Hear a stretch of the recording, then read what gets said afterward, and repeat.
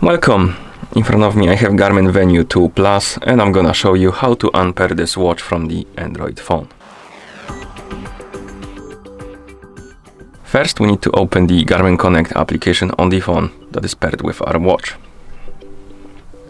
In the app, tap on More, then tap on Garmin Devices, and here you should see your Venu 2 Plus on the list of devices.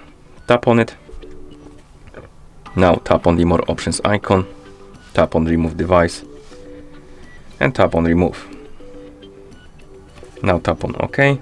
If you see this pop-up about the removing the Venu from your Bluetooth settings, tap on Settings. It will redirect you to the Bluetooth settings, and here you should see the watch. Tap on Settings, Forget Device, and then you can close the settings.